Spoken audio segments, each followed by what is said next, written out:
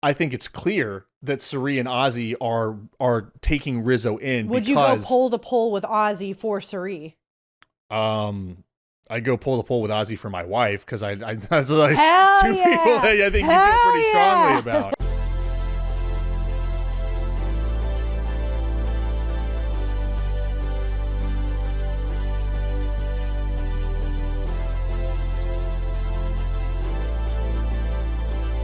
Backdoors and Blindside starts now.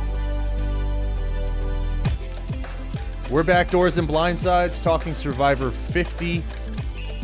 And we've got some drama happening offline. Offline, online? Online? The discourse? Well, like offline of the episode, but online on the internet. People are misbehaving in all sorts of different ways. Yeah, it's unbelievable. So the bit of drama that I would like to start off this episode with is we all know Killa Camilla left the game way too soon in episode 6, but she went on another podcast and they were asking her about her edit and like how she feels she was being edited, because that's the whole thing online right now. The biggest controversy is the women are being severely edited this season. Criticism made on this very podcast, too. Yes.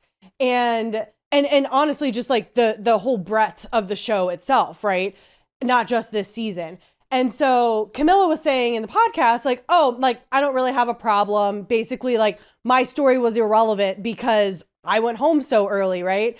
And she went on to say that she was just at an event, like it was some big Survivor hoopla event, and Johnny Fairplay was there. And if you don't know who Johnny Fairplay is, he is one of, the Survivor OGs. If you talk to someone that watched Survivor, if they were like, oh, I watched Survivor years ago when it first started, and if you name drop Johnny Fairplay, people are like, oh yeah, I know who he is. Among the old school players, he's a big name. Yeah, he's the blonde, curly-headed guy that lied in a family visit reward challenge that his grandmother died. And she was very much alive and well. And it was this biggest, most ludicrous kind of lie, right, like true villain behavior. He staged a family death to give him emotional, power. Weight in the game. Give him a little edge, make people feel bad for him. Yeah. And meanwhile, he's in a confessional talking to production, love my grandma. I'll call her right after I win $1 million, basically. Did he win that season? No, he didn't. But it did help him advance in the game. Anyways, Johnny Fairplay is at this event, this big Survivor event with Camilla, and he walks up to her and says, you and Angelina are ruining Survivor 50, knock it off, basically. Because Angelina, when she got voted off, she made this huge, big thing online. She's kind of been blowing it up since she got out. Yeah, she's been leading a crusade on just the horrible edit that all the women are getting this, not all the women, but a decent portion of them. When Zach Brown is on for one episode and has more edits than 5 of the women, that fucking sucks. Right. So he went up to her and told her this, and she's just kind of there okay, whatever, dude. And then this man, 2 hours later, walked up to her and was like, hey, could you sign these for me? Because this man has, I guess, some business where he collects Survivor autographs and resells them. That's his what a bag of shit. Yeah, so she made a joke on the podcast oh, I'm not trying to, prevent someone from buying their groceries or whatever in this bad economy. So I signed it for him, but he said it was a joke. He said he was joking. 2 hours ago, he came back to me to tell me he was joking because he needed something from me. Well, also, he probably realized that, that shit wasn't going to stay quiet. It just, what a fucking sleaze He get bag. accosted by some asshole because, I don't know, probably because he's trying to get Daddy Jeff's attention.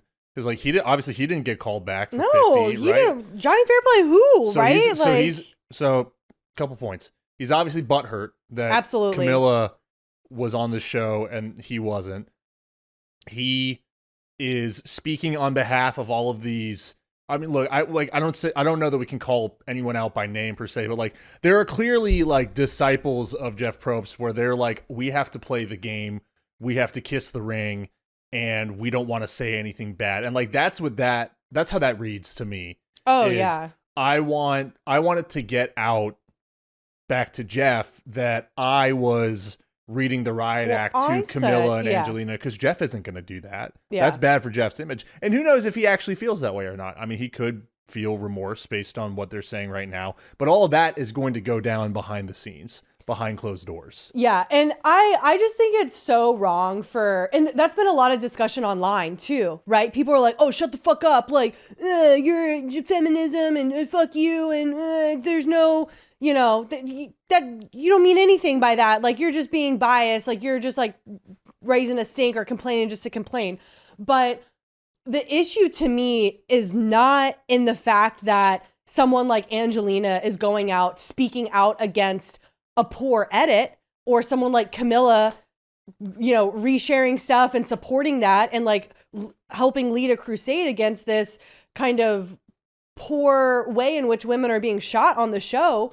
The issue lies with the poor edit on the show. Right. So Johnny Fairplay, shut the fuck up about people speaking out against something that's wrong. That's the issue. That's not the issue. Is someone saying that, hey, I'm noticing something and like, that's not cool. The issue is the not cool thing. And there are like so many different things in like just, I don't know, history, culture that you could point to and say, yeah, that is a bad thing. And the people shouldn't be crucified for saying that the thing is bad.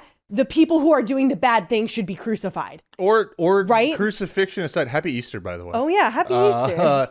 That attack aside, sometimes things are done wrong, and you can acknowledge that something is done wrong and still consume it. You can still champion something while acknowledging that it was done incorrectly or done poorly. That's what fucking entertainment is. That's what art is. And I think that Survivor you grow, you shift, you change. Survivor is a form of art, right? It is a produced, designed, orchestrated social experiment that is wildly entertaining and is, a grand spectacle. And so it's okay to call out that this is incorrect or that this was mishandled, and you can still be like rooting for Survivor to succeed. But like, dude, you can't tell me that there's no weight behind what they're saying when exactly, like, we got 35 minutes dedicated to Zach Brown. And you can even say, if you ask me which of the women players has gotten the most screen time, I think it would have to be Emily. It absolutely is, yes. Because she has been... No, statistically it is Emily. She's been to every tribal, so she has been in the back half of every episode. And I mean, dude, part of that is, that's an issue. That's also, this is like not just the edit, it's the structure of New Era, it's the structure of season 50. When you have 3 tribes, after the immunity challenge, we don't go back to those other tribes. Typically, we go back home with the tribe that's going to tribal that night. And so I think that kind of sucks, and that we could get more screen time from all of these other players if this was spread out a little better. So you think it would just be New Era, but it's not. So again, more stats from Survivor Fact Checker. Shout out. They put out great content as far as like confessional stats, likability stats, like all these things. And the guy who runs it was actually saying that he had a whole, like, I guess, thesis paper for one of his big degrees on the edit in Survivor. And he recently put out a post saying that in episode 5 of Survivor 50, women received only 28% of the total confessionals, making them 47% under edited. And the way he describes like the percentages, whether it's over edited or under edited, a 0% is the baseline, meaning that I got the same amount of confessionals as you, as that person, as that person. If everyone got equal amount of confessionals, that's 0%, right? If I got one more than you, then that's above percent. If I got one less, then that's below percent. So he said, according to his statistics and his research on the entirety of the series of Survivor, he says women are under edited in 66% of episodes compared to men who are under edited only 31% of episodes. He also goes on to say that the editing is different depending on the gender of the winner. So on average, male winners are 44% over edited meaning that they get that much more screen time in their confessionals, which you're a winner. Of course you should get more because it's your kind of story. The story that you're trying to tell. Biggest arc, right? But female winners are 1% under-edited. Under-edited. And then the top 12 biggest winner edits of all time are all men, and 18 of the top 20, while 8 of the bottom 9 smallest edits are all women. That's pretty damning. That's fucking damning. Like, what the fuck? And then if we go back and look at Natalie, winner of season 19, which you probably don't know, but you would probably know, like, Russell Hands, the like crazy, he's online right now just like reeling at the fact that he didn't get a shot on Survivor 50, and he's just like, oh, old era, they don't do it like they used to. Bleh. But anyways, her winner, Natalie, season 19, in her entire season, Natalie got 15 confessionals.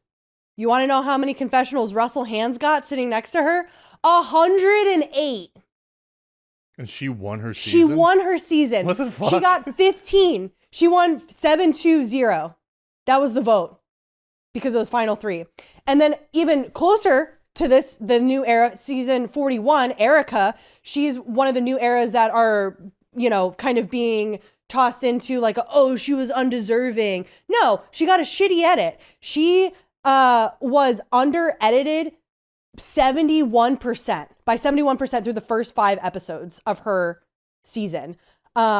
And then her other final two people that were next to her were 25% over-edited.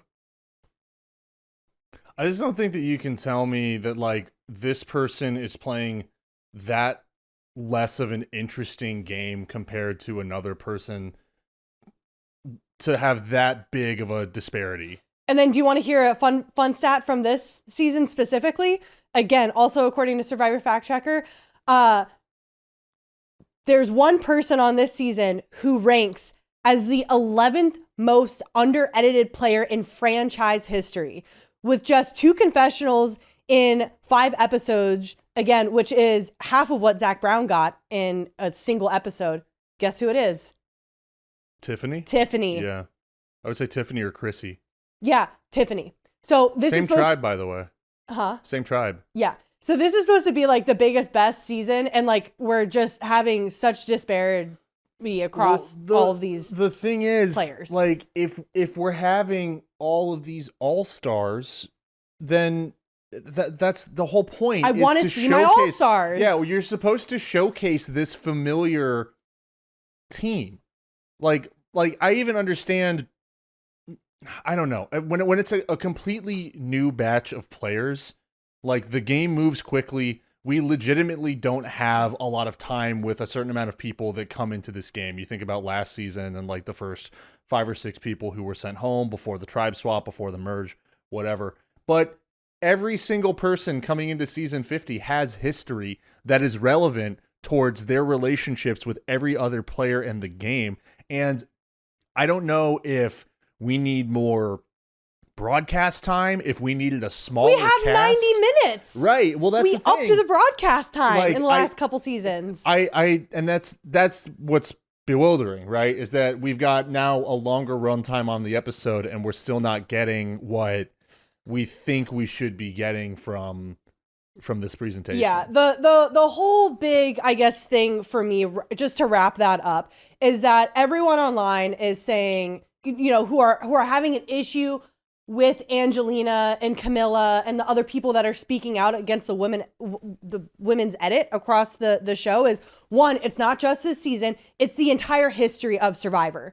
It's not just a one-off. This is a systemic issue in the entire production for 25 years, right? This isn't just a one-off thing. And then it's also not, well, women win and they get edited. It's just depending on the winner. No, it's not right, because women, even if they win, are severely edited compared to their male counterpart winners. So the people who are sitting around being like, that's not, accurate. The facts don't lie, and shut the fuck up, everyone. Yeah, the stats are like wild, out of this world. You go to Survivor Fact Checker, Survivor right? Fact Checker on Instagram, and like it's all there, man. Yeah. It's ridiculous. So yeah, that's your drama right now. I kind of look at Johnny Fairplay something like Pete Rose. Hang on, Pete Rose, controversial figure. Where are you going with this? Because exactly, he's a controversial. I think Pete Rose. I am on the team. I love this. Is like we're doing a lot of crossover here. Like Pete Rose, obviously gambled while he was GM for, I think it was the Cincinnati Reds, right? In the World Series, whatever. Would never make it into the Hall of Fame. Died saying, "Do not induct me posthumously into the Hall of Fame." Right? He said like that you disrespected me for my entire career. You never gave this to me. Do not do this while I'm dead. And he's like, do not give this to my kids, whatever. Well, so where are you going with this? I think more of like a broader sense of that, like someone did this like kind of crazy evil thing, which Johnny Fairplay did with the dead grandma thing, right? Like that, and then Pete Rose gambled, and then like which I've been to Cooperstown, New York, by the way, which is like a beautiful, quaint, kind of picturesque little town, and Pete Rose's shit is like everywhere. He's a fucking legend. It was when he was still alive when I was there, and people in the town would say that he just like walked the streets and like sign. Like it's funny because like a Pete Rose autograph is like essentially worthless because he just did so many of them, but he is so like he was obsessed with that kind of like memorabilia like aspect of it all, similar to now Johnny Fairplay going around like scrounging around these Survivor events, just being kind of like a little like sleazy about it, getting all these but the difference is Pete Rose, it was all his shit, right, versus Johnny Fairplay is capitalizing on other people's shit. But like it just feels like very similar because like I feel like a lot of people know who Pete Rose is. Like he's kind of considered like one of the most like well-known, controversial, whatever. He's supposed to be. I mean, I think he's widely considered the greatest player who was never inducted into the Hall of Fame. Yes, exactly, because of the gambling history and that I heard. And I also feel like being like snubbed on this season of 50 is so similar to Johnny Fairplay's story. So like I just see kind of like a lot of parallels in some of it, and it's just like the Pete Rose thing is, I swear to God, generational. Because I remember Tom Lavero, who's a DC sports personality. Tom Lavero went on Chad's show and went toe-to-toe with Tor over the Pete Rose, because Lavero is part of the fucking committee or whatever that votes Hall of Fame inductions. And he will literally die on the hill that he would never vote Pete Rose in because of like, and that is, I think it's a generational thing of like the respect for the game or whatever. But that is still one of, I think, the most interesting debates in sports, even more so than like the steroid usage and all of that, right? Because it is so different. It's such a different type of controversy than especially steroids, now with corked, like Sammy Sosa's corked bat or whatever that may be. Yeah, you can bet on so many stupid things now. Like I forgot, like obviously there's like FanDuel and like all that kind of stuff, but like you can bet on if a public figure is gonna die or not, or like whatever, and it's just like, what the fuck are we betting on, guys? And that's a big reason why before he died, he said, "You better not fucking put me in there after I'm dead, not after you've held out on me this entire time for my whole life." Yeah, I know there's been talks of like maybe they'll like build a statue of him like outside the Hall of Fame, or something like that. But yeah, the Hall of Fame. I mean, it's a really cool place, but it's the building, but then the whole town is literally surrounded by Pete Rose memorabilia, which is the funniest thing. Yeah, it's hilarious. I think I was at like a mall when he did one of those signings. Like I think I was when he died. No, like, what the fuck? No. But yeah, I mean that is a really interesting comparison, especially because, well, I guess what Fairplay is doing, or like this misbehaving that's going on, that's like targeting other people. Where to my knowledge, I don't think Pete Rose was ever like doing something at the expense of another person. Now it was to his own gain. Yeah. But also that was what, fucking 40 years ago. It's Johnny Fairplay's own gain as well, because he's trying to make money off of selling other Survivors players' signatures, which is just like, I don't know. Well, that's what I was saying. I was like, I don't know if Johnny Fairplay has the same like respect that Pete Rose had come to have by the time he passed away. Oh no, but like he's the OG era. I don't even want to say old era. I think it's just OG era. And yeah, he just has like this certain level of like skeeziness to him that like some people either love or hate or respect or like don't fuck with. And like, I don't know. I see some parallels there. So I just thought that was a fun thought. I think now is an important time to note we skipped the recap of episode 5 of this season simply because sorry guys. Like life just was curb stomping us over and over and over again. We were about a week behind already, and we decided we could either play catch up and probably delay this recording even more, or just move on to what is a far more eventful episode than episode 5 was. So like lightning quick recap of episode 5 to catch up the podcast just as a listener on our feed, whatever it may be. Both losing tribes in the immunity challenge went to tribal during episode 5. We had Ozzy being pissed that he was left out of the Q vote and not the Q vote, but the mic vote. The mic vote. So he is mad about that, and he is trying to amend things with Christian and Emily, and he basically is going to Emily saying like, I want to ride or die with you. I like Christian, but like not that much. And like, I don't know how long we should be playing this game with Christian. And then we have back at the Cirie tribe, we have Rick Devens just ripping absolute ass. We can get him farting, but we can't have more Tiffany on our screen. And then we have the D and Rizo and Camilla kind of Cirie linking up for Operation Bad Blood to take out Charlie. Which that ends up happening on the Callow tribe. They end up winning, so they don't go to tribal.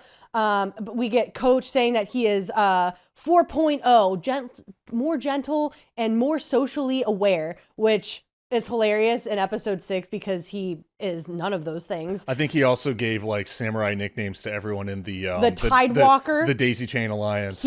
He called himself the Tidewalker. Joe is the Stonebell Monk, and Colby is the Oakbound Warrior, which I saw discourse online from that just real quick, real funny. People were looking this up and it was nowhere to be found. So he just pulled this shit out of his fucking ass. I think that's actually cooler if he just came up with that shit. But but in the episode, he's talking about it like, oh yes, this is a thing that like my ancestor, blah, blah, blah. And I'm like, maybe in the edit, like he suffered from the edit. I could see him as a guy that like he came up with that. He was inspired by Japanese folklore to create these, you know, characters or namesakes. I guess we get him opening his wing and trying to take Aubrey under it, which like I'm like, whatever, she doesn't fucking need that, whatever. And then immunity challenge, just want to call out Tiffany. All those bags, she was like able to whip the cord around Tiffany the bag. Had an impressive showing in the physical part of the as college she challenge. Always made does. up for Joe, like pulling some dead weight in the physical part of that challenge. I remember. Yeah, and then we have Angelina being voted out unanimously, and then a full circle moment. She ends up giving her jacket away, which was like, oh, very sweet. Yeah.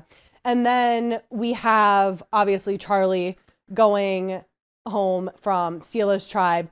And just another funny thing to note, Rizo goes to Camilla and tells her, it was Kyle's dying wish that we work together. And she sees right through it. Yeah, and then it cuts to, like, Camilla, you know, she's like, oh, yeah, And then it cuts to her in a confessional, and she's like, okay. Like this dumb kid doesn't know what he's talking about. Yeah. Pretty good. That is a classic example of like, and this is, you know, symptomatic of Rizo. He does overplay. Yeah. And that is like a classic example of Rizo, the eager young buck overplaying in that instance where it's like, there's no fucking reason. You could just say, Camilla, I loved you and Kyle on your season. I would love to have something like that with you. I love the way that you play. I know you're capable of it. Like, you don't have to fucking lie and say, yeah. Kyle told me that I need to go play with you. She'd be like, no, he fucking didn't. Yeah, you were there with him for like 12 hours. But the fuck you talking about? The note I had about Charlie being voted out is like, by that point, and I'm a Rizo guy,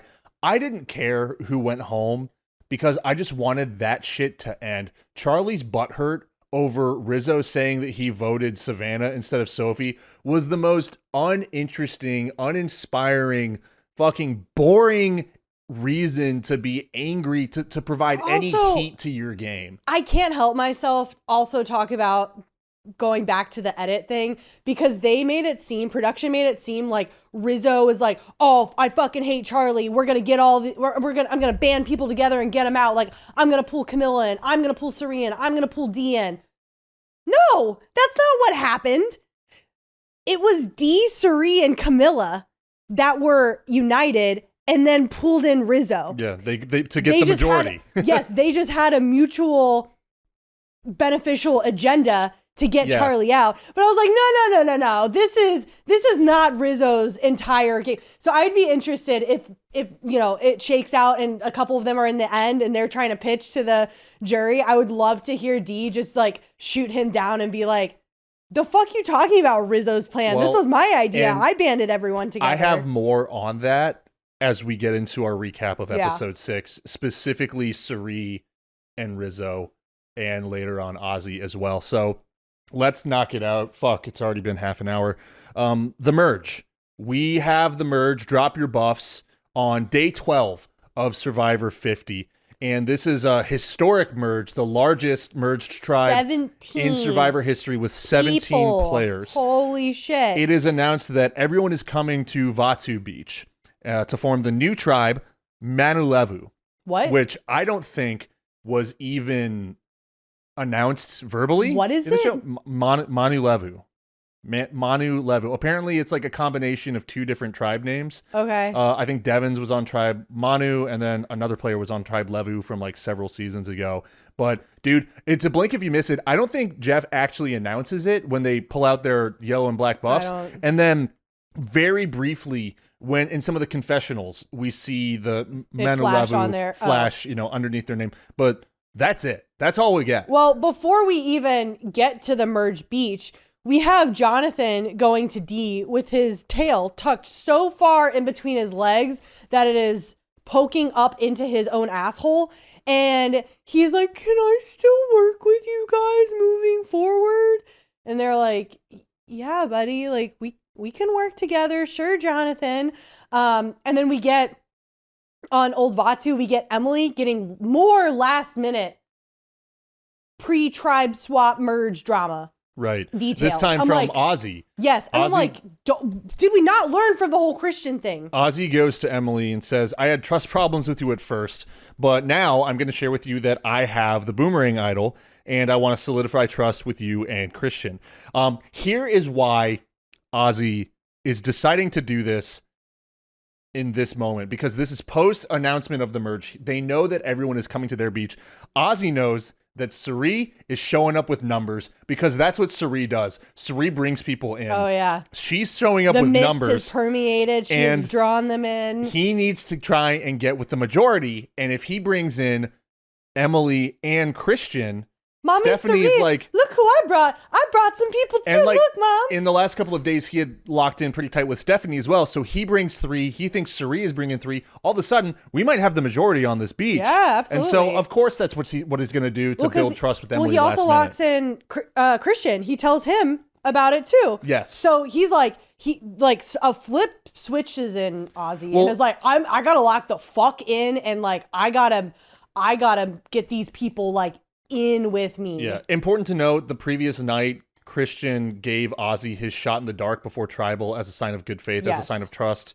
But then everyone arrives and it suddenly becomes Gossip City. It's idle talk. And Cirie and Genevieve are the fucking co-mayors of Gossip City. It's amazing. Because Cirie, we very quickly have Cirie telling Genevieve about Aubrey's idol. Which I'm like, Cirie, no. Very surprising. Unless Cirie has no intention of working with her, which I mean could be the case. Yeah, maybe. But the whole thing back at original Vatu was that Christian, Emily, Devins, and Cirie were all going to work together because they all knew about Aubrey's idol that Devins, aka Christian, gave Aubrey.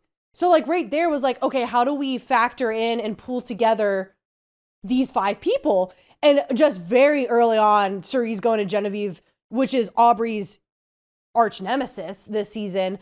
And I'm like, oh no, like it's not looking good for Aubrey right now. And just poor Aubrey with this idol curse. Everyone knows about it. Everyone knows about Aubrey's Billie Eilish boomerang idol. That's my Rick Devens. Yeah, that like Midwest accent. Yeah, Rick Devens says the Billie Eilish boomerang idol. Boomerang so many times. I'm like, dude, you didn't have one. And you didn't get gifted one either. So I'm like, what? Stop saying it so many times. Cirie and Genevieve tell everyone else about Aubrey's idol, but then Aubrey now knows that it's public information because she has enough allies to come to her and say, hey, yo, this is out in the open. You might as well know now. You also have Genevieve going to Ozzy and saying like, hey, Ozzy, I wanted to work with you. I gave you my boomerang idol. And Ozzy's like, oh, wow, thanks. And by the way, everyone knows about it. And yeah, everyone knows about it. And then she also goes to Rizo, and Rizzo's like, oh, did you send it to me? And she's like, no. She was like, no one is going to know the fact that I gave Rizo his idol. Which, I mean, I think it makes sense there. Like, you've come out as, oh, well, I've already told all my secrets. My secret was that I gave it to Ozzy. Now everyone knows that. I can keep this other secret in my back pocket. I think that's a great move. Yeah, to always have, if you're protecting the most important thing, you let something else slip to just build a little bit of that trust and that honesty, and then people forget about the idea that you might be concealing something else. Oh yeah, do a little sprinkle over there. But yeah, the biggest thing that comes out of like everyone merging together is that everyone knows about Ozzy's idol and everyone knows about Aubrey's idol. And Rizzo's stuff is being thrown around there a little bit too, but I don't think as prevalent as Ozzy and Aubrey's. And then you have Cirie telling Ozzy that she told Rizo about her extra vote that Ozzy gave her. This is much more of an intentional game move than the rest of the beach buzzing about Ozzy and Aubrey's idol, because she goes to Ozzy, she says, Rizo told me he has an idol, and I told him that you gave me your extra vote. We have Cirie telling the camera, I'm in a poly relationship now with Rizo and Ozzy. I was like, which is fucking hilarious. What is happening? What is going on? And this is also where I want to highlight two very important things, pieces of wisdom from Cirie. Shocker. I have love for Cirie, and I'm going to profess that on this podcast, that I want to call back to much later towards the end of this show. She says, the new era mindset is, I can vote with my arch enemy for 1-2 tribals and then get them out. I just want to advance for now. Which in that terminology specifically is called like a voting block. Yes. Where you're not really in an alliance, but you are like, okay, we can look at each other eye to eye, see a mutual benefit to get this person out. No commitment beyond tonight. Cirie then says the old school style is, I want to stick with the people I want to stick with, and that's it. Your ride or dies. And this is the beginning. Ride them until they die. Exactly. God, if we can all be so lucky to find someone to ride us till we die. And this is a part of, this idea that I'm starting to see form in front of us of old school. I mean, it's always been like kind of buzzing around, but this episode of Survivor 50 really hammers in old Applebee's. school. Sorry. Yeah, and Applebee's. Old school versus new era. So I want to come back to that, but very, very much like explaining what this season is. Thank you, Cirie, for giving us a synopsis of how the lens in which they want us to be watching Survivor 50. Yes. I mean, shit, that could have even been fed to her by production, although she's smart enough to just have that type of insight. Yeah. We have Jonathan locking in with all the old schoolers across the board. He tells Dee, what are you doing with your hands there? It's everyone jacking off Jonathan. I'm just like, dude, guys. Everyone's like, wow, look at this fucking demigod that got sent to us. Wow. Can I touch your abs? What about your pecs? Oh, Jonathan. Oh. Poor Coach. Coach is like fucking debasing himself. He's like, oh yeah, you're what I wanted to be in my debut season, and I just like couldn't quite get there. I'm like, dude, first of all, I think Coach, you have more sway over this game than Jonathan does right now. Why you gotta blow him like that? Yeah. But he has said from the start of the season that he wants to play with the old school people. And he goes to Dee and he tells her that, oh, well, I want to play both sides. So I'm still with you, but I'm also playing with the old heads. And, I'll report back. Will he ever? the boat comes to the beach with a message. There's an advantage hidden in the jungle at this beach. The first person to find it earns it. And all of a sudden, right Landmark, as we have tree, arrived. No, keep going. Landmark, tree, just keep going. I love Christian. He's so fucking funny. And he has this little rhythm of what his approach to it. I want to give props to Rizo though, because Rizo points out that everyone is sprinting around like crazy, and Rizzo's just kind of meandering because he's really looking and paying attention. And I think that's probably how I would try to handle this. I wonder if it was intentional with where in this season it was shot and when they knew it was going to air, because it kind of felt like an Easter egg hunt with all of them out there. Yeah, yeah, that's true. You know what? I didn't even put two and two together. The blood moon has risen. I don't know. But religion, I don't do that. Rizzo also has just come off of 2 challenges like this in his last season, as he mentions later on, just a couple weeks ago. And I think it was in episode 5 that he told Jeff, I've been playing Survivor for like 30-something of the last 40-something days of my life, which I think is, dude, that goes in the fucking highlight reel for the season, right? Because that's also him proudly reminding everyone of that he is not just this starry-eyed kind of spastic kid, that he is here to fucking play with the big dogs. But just I appreciate his calm and collective approach to this this advantage hunt. This is also the reminder that we get of Colby's injury, because I think we got that was touched on very briefly in episode 5. Colby sat out of the immunity challenge because he hurt his foot on, I think he said it was day 9. Yeah, but we got that sprinkled in 4 or 5 different times this entire episode. Right. We know Colby has a foot injury. We kept talking about that. Rick Devens farted, and then Christian shit his pants, but Tiffany still only has 4 confessionals. Hang on, Christian shitting his pants has to make the episode. Rick Devens ripping ass. I could have maybe hit the cutting room floor, but we can't cut Christian shitting his pants. I know. I'm just pointing out the funny things that poor Tiffany is getting edited over. Who finds the advantage? But the most I don't know, is decorated the right word? I guess not decorated, but the person who's found the most shit in the game already, Ozzy, finds the advantage hidden in a tree. He goes, oh God, I hope it's not exile. He reads it, he's like, it's exile. Cue the curb music. You're going to exile, dude.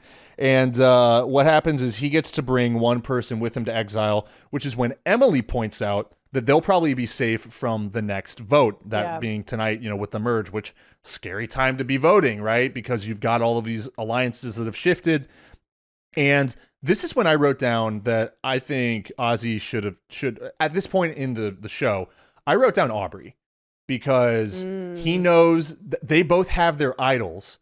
If they both go to exile, then they guarantee they get to keep their idols for another day, and they can work together as the 2 people that have the idols. Now, he chooses, I think, the other best option here, which is Rizo. And we come to find out that he was recommended by Cirie to take Rizo on this little exile trip, this exile overnight, if you will.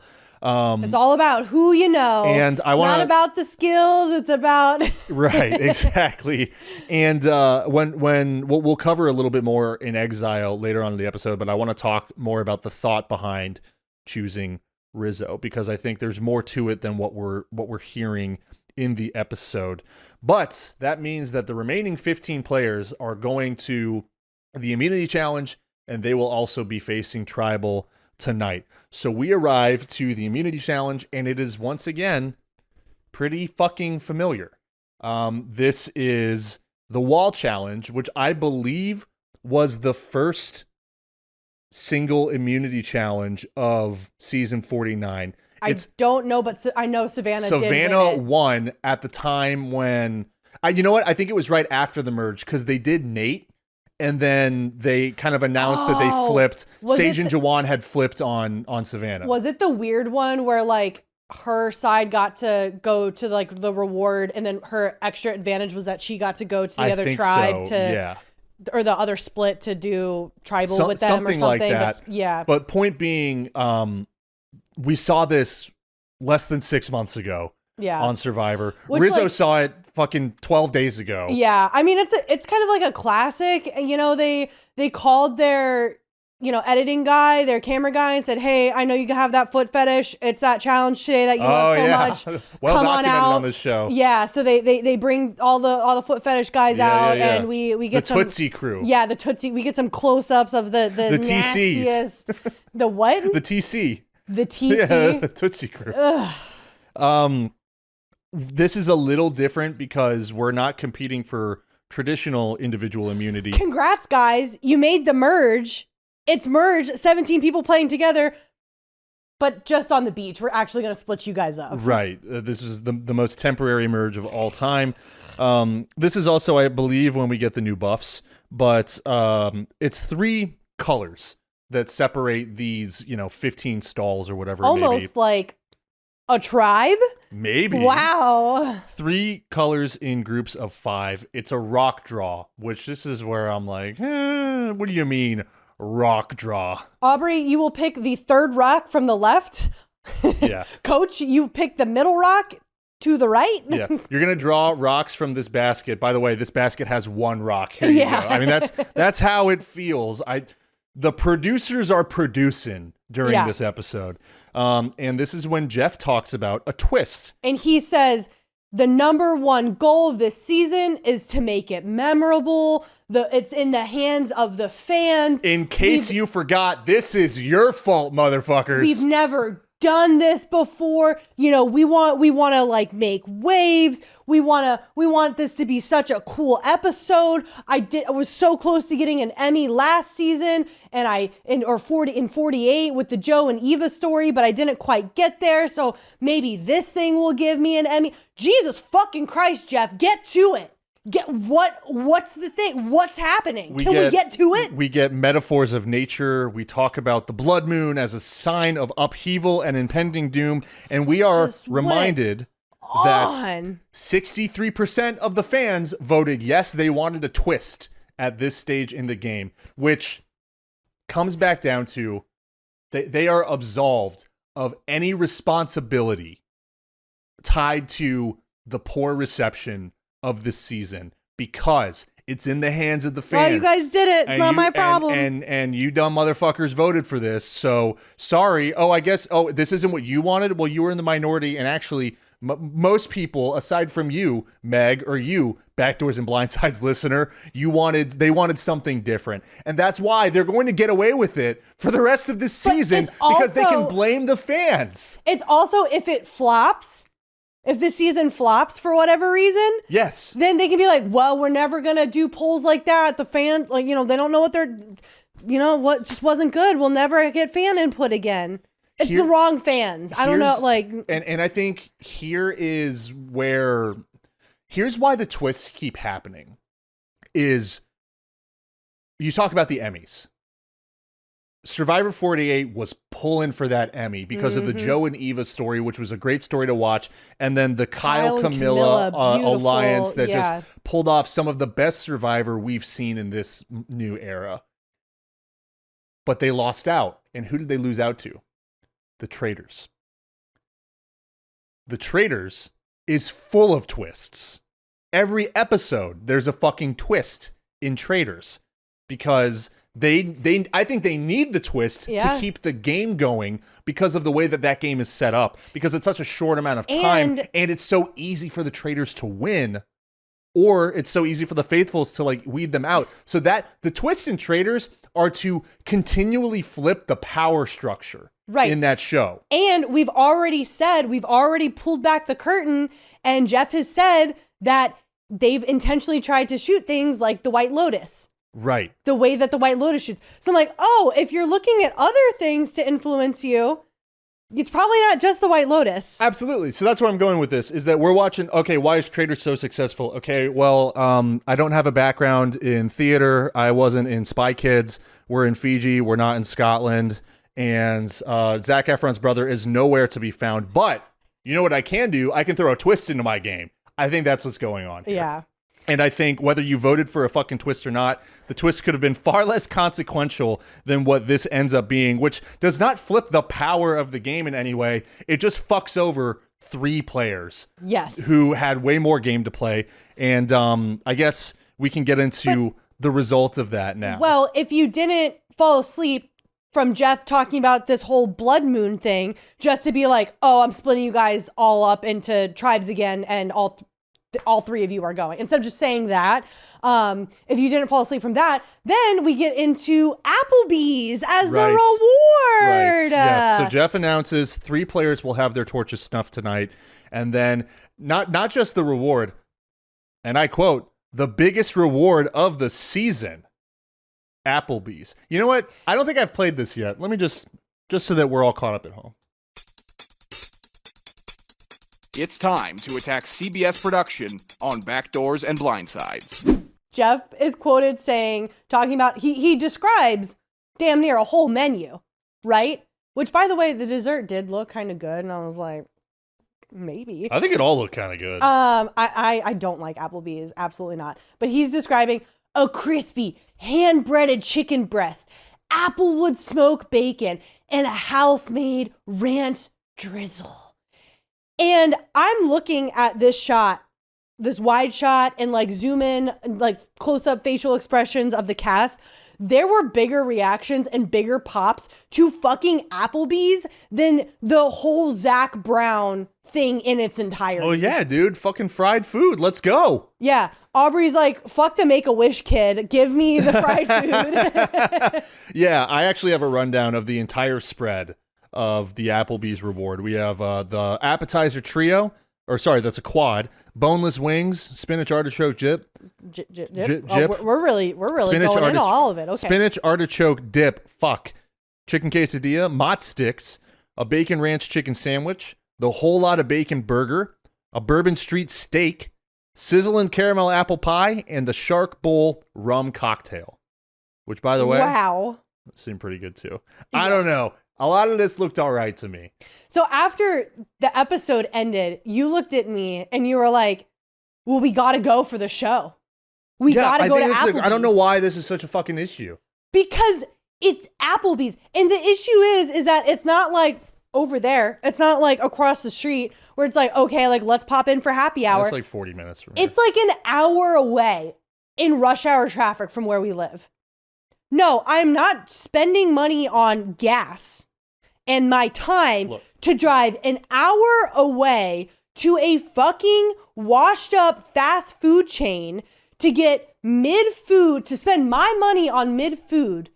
And the whole thing, you're like, oh, well, like we can make it like a show bit. Like we can make an Instagram reel from it. Instagram content, maybe. But I'm like, of what? And you could not articulate it. And I needed you to give me, I'm like, what? So this is a video of you just eating? Like, you wanted to get every course that he mentioned. Yeah. You're like, oh, we can bring friends. I'm like, none of our friends want to eat at fucking Applebee's. Look. If you said, let's go to DC Prime, we can get some friends out to that for sure. I think I have a solution here. I used to be on a podcast where we had a tab on our website that allowed listeners to donate gift cards to Hooters because we used Hooters as a source of content for the show. Mm-hmm. I'm just saying, you know, a wise man once said, if you're stealing from me, you're stealing twice. And maybe we have an Applebee's gift card donation tab set up GoFundMe for backdoors and blindsides, and that's our new bit. Is we get to go to Applebee's. You know, it's like you're feeling generous. You take backdoors and blindsides out to Applebee's. What do you think about this? Even that I don't want. I don't want charity to go eat mid food. Take me somewhere better than that. Take me to Chili's. I love me some Chili's. If they do a Chili's reward, we're definitely going if they did Chili's reward, Chili's is like, 10 minutes from us. I would for sure eat some Chili's for the sake of the show because it would give me an excuse to go to Chili's. I'm not going to Applebee's. We will get to a lucky group of 5 enjoying their Applebee's Applebee's feast. Oh, but I don't want Applebee's fists in me. First, there's an announcement as well that the jury begins after tonight. So obviously people want to be fucking on TV for the rest of the season, right? They want to be a part of that historic jury.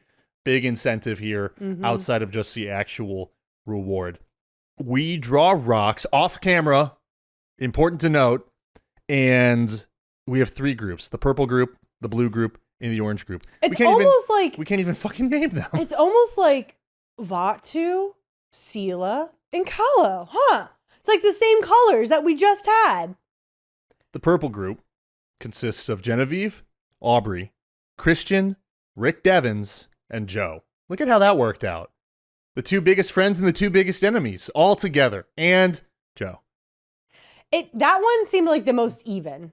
Like, I think that was as far as like it also seemed physical like abilities for this specific challenge. It also seemed the most produced. Absolutely. Because why let the biggest storylines play out for the rest of the season when you could cut them short tonight? Actually, you know what? Hang on. Just appropriate. It's time to attack CBS production on Backdoors and Blindsides. The blue group. I think they're playing the Sphere in Vegas. I think that's a Blue Man group. Cirie? I don't think they play the Sphere. I don't fucking know. Where do Does they that play? exist still? The Sphere? No, the Blue Man group. I think so. Do they like what is the appeal of that? Just guys with makeup on doing wacky bits? Our parents thought it was cool. Oh. Because they were in makeup and I think they got paint everywhere. Okay. The blue group is made of Cirie, Emily, Colby, Coach, and Dee. And then the orange group, Jonathan, Stephanie, Camilla, Chrissy, and Tiffany. Which for that group, I saw them all like lining up on their little pegs or whatever. And I'm like, oh man, Jonathan is going to get demolished from this because this is not it's not a strength challenge. Not necessarily. It's a, what are the condition of your feet now after being there for almost 2 weeks? It's endurance. And yeah. And guess what? It's not the big people who win these challenges. And Jonathan is the biggest guy on the beach. And I'm like, he's going up against 4 strong women that have smaller frames. And I'm like, there's no fucking way this man's winning this. I have the drop order if we'd like to go through it. Sure. Emily drops first. Emily has also been to every tribal. She's been robbed of the most nutrition. Emily has had it pretty fucking brutal this season. Then Rick Devens. Third to drop, Jonathan.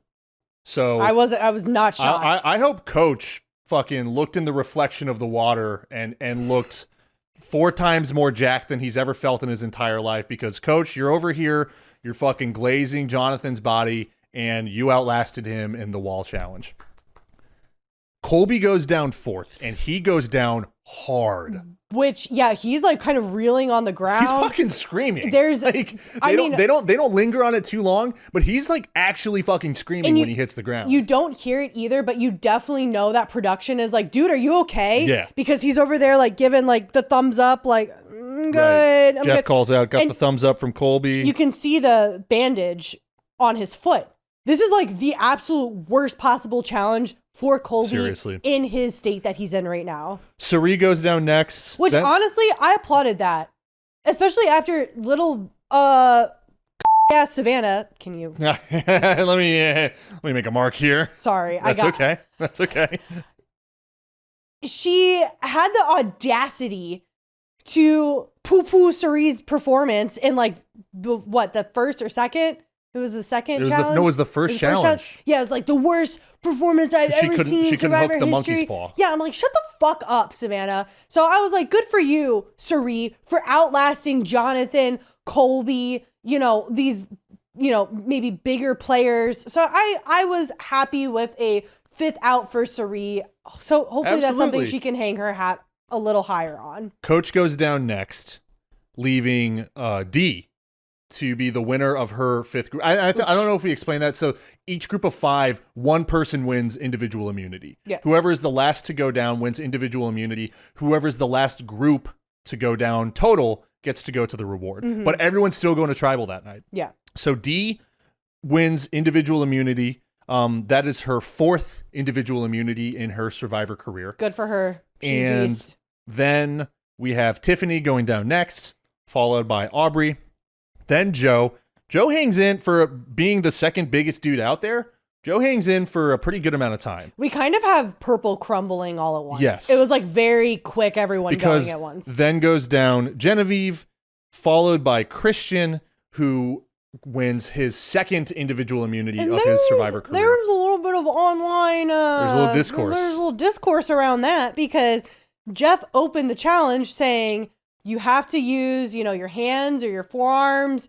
There's no, you can rest your head if you want, but you can't use your shoulder. You can't use your butt. It has to be, the elbow down. Yeah. And there's a shot during this challenge where it's questionable. It's questionable. Christian has his elbow up on the thing, but he's really, really leaned into it where it looks like there could be weight from the wall on his shoulder. Does he have short arms? I don't know. He's a smaller guy, right? I Maybe he just guess. gets shorter arms, right? Maybe. But there's no instant replay on the beaches of Fiji. No, and people were a little... It's like baseball. It's all by the eye. Yeah. People were a little PO'd of the fact that he was doing that when no one else was doing it, but they were saying, it kind of falls in the rules. His shoulder wasn't technically on it, getting lost in the minutia of the detail. And people, I think important to note, the reason people seem to be upset is it's that Genevieve, they argue that Genevieve could have been wearing the necklace by the end of this challenge, keeping her safe from her impending doom. So Christian wins individual immunity for his group. Then Camilla goes down next, followed by Chrissy, and Stephanie is the winner for her group, wins but it was her a Chrissy second... Stephanie showdown. It was a showdown between the two okay. of them, winning her second individual immunity of her Survivor career and the reward for her group, the Orange Group, which is Jonathan, Stephanie, Camilla, Chrissy, and Tiffany. So they get to head to Applebee's on Fiji Beach.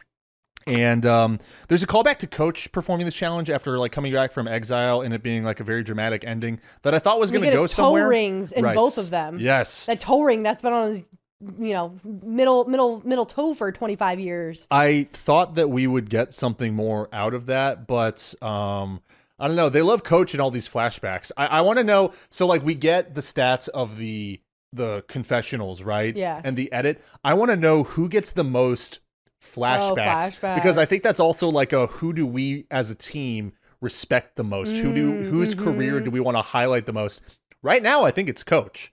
I think we get more Coach than anyone else. Maybe Ozzy. It's between the two of them. That's a very interesting stat that I don't think I've seen out there. I might message Survivor Fact Checker and ourselves have a nice little back and forth online banter community with between each other. So I might message him and be like, I would love to see this stat. Yeah, absolutely.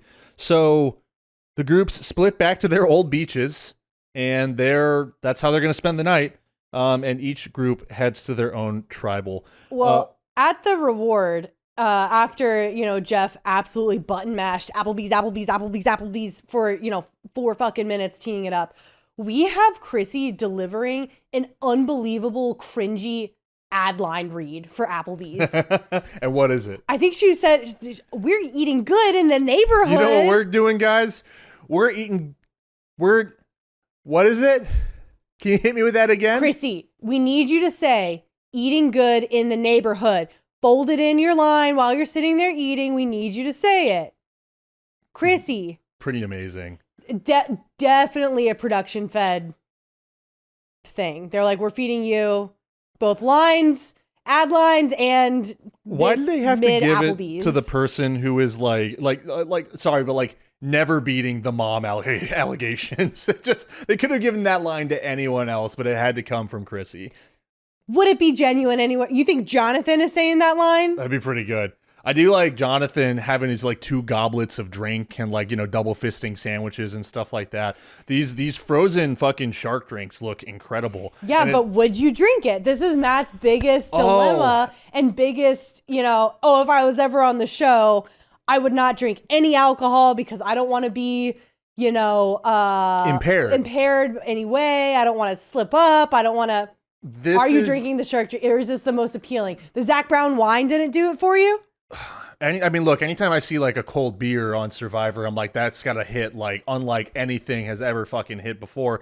And it's calories, especially with beer, calories, carbs, really beers can be kind of nourishing in that situation. Yeah, I'm sure. We'll have that for dinner tonight. All that shit. But this is the hard, because it's so easy as I'm sitting here in our living room to say, and like sitting on the couch to say, I'm not touching that stuff if I'm in this game. But I think it's harder in you get Survivor. that big blue slushy looking drink coming served at you. I think it's harder in Survivor than it is in Big Brother. Yeah. Because in Big Brother, you're eating as much as you want. And I think Big Brother is like such a social game where Survivor it's a combination. It's the three, right? It's Outwit, Outplay, Outlast. And you need to be fucking nourished. Now, I think you can get your calories in through this Applebee's spread, right? I would hope so, with the amount of things and adjectives around the food. I don't know, because I think it's hard, especially like you're going to tribal, unless you know for sure. Like, and maybe when smaller groups go on these rewards, when you're going with like your absolute closest allies, maybe that's where, but again, it's so easy to say that from our living room. I don't know. It would be hard. It's hard to say. It's easy to say now that I wouldn't drink it, but when you're out there, when you're covered in fucking sand and dirt and sweat, and you've got this frozen, delicious treat in front of you. I think you take one sip of it and you're like, that's good. You look around, you throw it behind you, and then you look at your tribe mates, you put your arms around and be like, I love you guys so much. Yeah, you fake it. Yeah, you fake it. Honestly, I would ask, I'd be like, can I get that without the rum? Like in that situation, I think that's totally a question that you can be like, I don't drink. Can I get this without the rum? And see if, because it's like a cocktail, right? So they can make it without that shit. Yeah, but they make it with it anyways and spin in it and then give it to you. Oh, fuck. You see, spit, less dangerous than booze on the beaches of Survivor, so. I will say. That's about all we get from the reward. Aside from actually Chrissy saying, I just want to enjoy this meal. Let's not talk game. And this is when I wrote down, Chrissy knows she's going home tonight. And we will come back to that a little later on. Yeah, but the thing I want to point out too is that these people just got on the same beach as each other like yesterday, right? Some they haven't played with ever, or didn't get an opportunity to yet on the beach this season.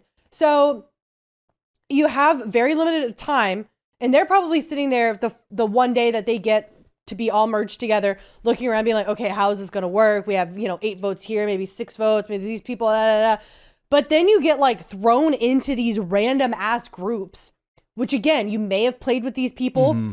You may have not. You may have only known them for 12 hours now. And then you thrust them onto a reward. Like, congrats, you get to eat food. But now you still don't have enough time to talk game. Right. Like, I think Camilla got fucked over the most with as far as like the timing of everything goes, because they got less time to game because Chrissy declared she didn't want to talk game at the reward. And I mean, could you look at that as a strategic move? Like, sure, I guess. That's why I feel like when she's saying this, she's putting on a front. Because, and we'll get a little more into it later on, but like, it seems like she knew how this was going to go from the start, maybe. And I wonder why. You're right. Let's avoid talking game, because I actually am going to be safe, but I'm playing a different role. Do you want to do Exile before we get into how things go for the Orange Group? Or sure. Yeah. Let's pop over to Ozzy and Rizo at Exile. So Ozzy tells us that he's getting close with Rizo because Cirie told him to. Shout out. Makes sense. Rizo tells he's got a link on that side of the poly relationship. Absolutely. He needs to go pole to pole, And Rizo tells Ozzy about his idol, even though Ozzy already knew Cirie told him, right? But Rizo clearly trusts Ozzy in this situation, but also we know Rizo pretty fast and loose with who knows about his idols. Ozzy was also trying to fish a little bit too. He goes, I'm going to throw my idol out there, show him that, and see what I can get back from him. This is all we really get of Ozzy and Rizo at Exile in this episode. Well, they couldn't show us pole to pole. True. That's the late night edit. Right. That's Survivor After Dark. But give me Cirie and Ozzy admitting that they're investing in Rizo because he's such a super fan, right? Because he is so starry-eyed when he comes onto the show that he is with the greats like Ozzy and like Cirie, two of the most popular, like legendary status players on this season of Survivor. And don't forget, Rizzo had an alliance with Cirie before he even got to the beach because he met her when he was 17. Well, that's what I'm saying, dude, is like we see the first thing they show us of Rizzo and Cirie being on their new tribe together on that new Sela Kalo tribe, Vasu, whatever the fucking tribe it was. I think it was Sela. Is he's telling her, yeah, like, look, we met when I was 17 and I was so excited to meet you. If I'm Cirie, I'm like, bet. This kid loves me, and this kid is desperate to play with me because I am a favorite player on his favorite show. Oh, yeah. You know what I mean? I am the fucking Stone Cold Steve Austin of Survivor, and like, of course, he's drawn to me.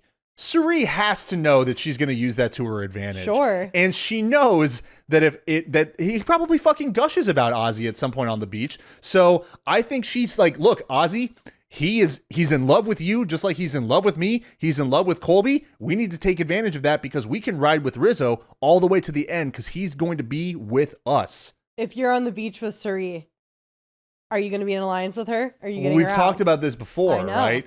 It's hard because I think that I would be so easily like entranced. Yeah. I think that I'd fall into it right away. Oh yeah.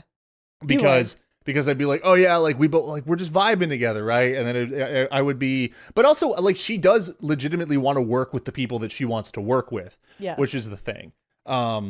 So it would be hard to say, but I think it's clear that Cirie and Ozzy are taking Rizzo in. Would you go pole to pole with Ozzy for Cirie?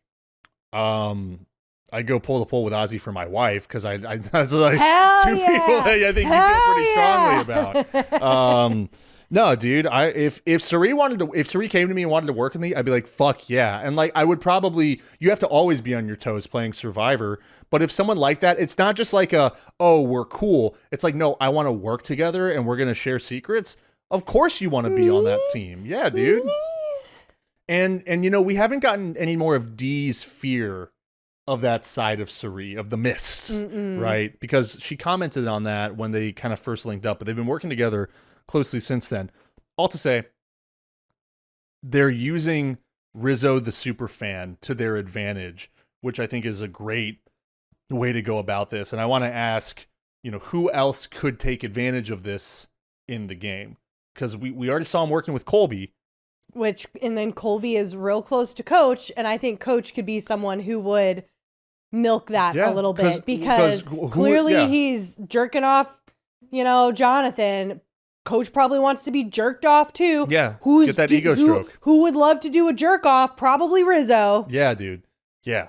So I think that's where we're going here. I think that should be our episode title. Rizzo likes to jerk people off. Who should do a jerk off? Who should do a jerk off? If we can't, titling the episode is such a challenge. It's sometimes. A debacle. He gets very stressed out about the episode titles. But I'm waiting for them to admit this, and we may not get that until the end. But like, dude, because that's something that could come up in front of a jury, right? It's like, I came all the way with this person because I know how much they love me just because I was on TV when they were growing up. I think that's such a great way to pitch your game to a jury towards the end of the season.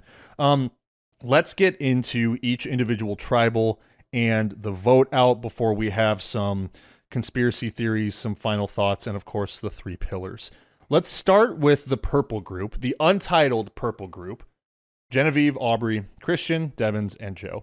We have Aubrey saying, now is the time. I want Genevieve. I'm here with my friends. Of course. It's time for me to go. This draw, the Aubrey, Christian, and Rick trio together, dude. Like, of course they're going to work together. Of course they're, you know, kind of creating a human wall with their arms linked together. And Genevieve and Joe are kind of looking at each other like, oh, fuck. Completely cooked. Aubrey tells Devins and Christian, I'm playing my idol tonight. I'm going to play it tonight. And I mean, it kind of makes sense. I mean, it's I would go in thinking that dude, too. Because like just in case.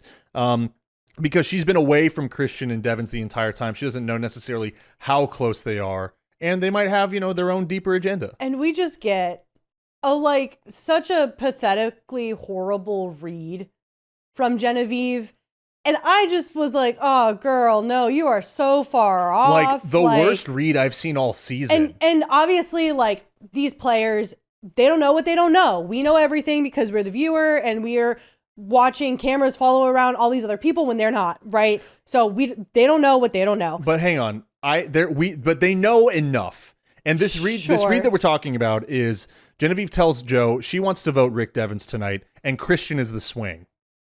What? I'm like, it could not be further from the truth. These two have they had collusion together about who actually gave Aubrey her Billie Eilish boomerang idol. And then we also have them hiding a fake idol together. They're in, these rings of alliances together. That's what we know as the audience. Yes. But even just from playing Survivor, from being on this season, Genevieve, you should know that they have been together since the start. They were on the OG Sela tribe together. They survived 2 tribals in a row. I'm looking at that and I'm saying that's too much of a risk to take. And everyone knows went to 2 Aubrey tribals has together an at the idol. beginning of the game. She knows Aubrey has an idol Yes. at this point, and she knows that Rick gave her the idol. Yes, Rick supposedly. took credit for it. Rick took credit for it. So, but I mean, I guess maybe that was her edge, was like, oh yeah, like Rick and Aubrey are really close together, so like we're gonna leave them out of it so we can get Rick out. Maybe but Christian's design, having Rick take credit. Genevieve goes to Christian to try and sway him. She calls Rick Devens and Aubrey rats to deal with before the war, which is like kind of a nasty way to fucking describe your fellow players, man. And Christian tells Genevieve he's okay with voting Rick Devens because he's trying to make her comfortable, throw the scent off of doing her or Joe. Which I'm watching it, by the way, and I'm like, this is not convincing at all, Christian. Well, then we have Rick Devens getting incredibly squirrely. He's positive that Genevieve has an idol. He thinks that she has the final one because they don't know about Rizo's idol. Yeah. They know about Aubrey's and Ozzy's. They think Genevieve has the last one. And he is starting to think, I don't know, we might, if we vote Genevieve, she has an idol, then one of us, then Rick is fucked, basically. He knows that he could be fucked. So he's really nervous about his own game. But there's no way that Aubrey is going to let this opportunity go because she's been fucking facing off against Genevieve with no opportunity to strike because they haven't been to tribal, but they've been at each other's throats since day one. And this all goes back to... It's all Genevieve's fault. This all goes back to Aubrey asking Genevieve if they'd be willing to work together and her basically spitting in her fucking face. Yeah. And then just dogging her for the next 11 days while on this beach, while otherwise, like, with your tribe doing pretty fucking well. You guys won multiple immunities. You went to the Zach Brown suck and fuck reward, all this shit.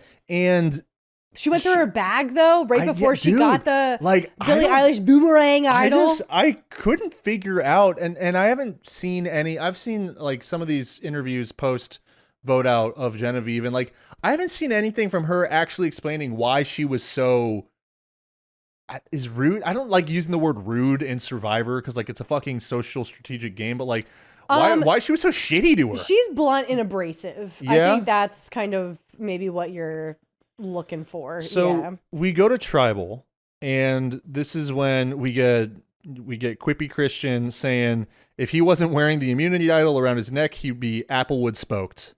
And the rest of the tribe pops for this. I think everyone legitimately loves him in the game too, because everyone pops for this. Yeah. And we have Genevieve playing her Shot in the Dark, which is the first time in a long time that anyone's played it on the show, right? I'm over the Shot in the Dark. Can you re-explain the Shot in the Dark for someone who is maybe tuning in for the first time or tuning it in for the first time since this has been introduced to the game? Sure, yeah. So Shot in the Dark was introduced in the new era, and it gives an opportunity to someone to potentially have an advantage last minute at tribal. So every player at the start of the game is given a single die, and it has 6 sides on it, and there is only one safe term on 1 out of 6 chance. 1 out of 6, yeah. So there's safe, not safe, not safe, not safe, not safe, not safe.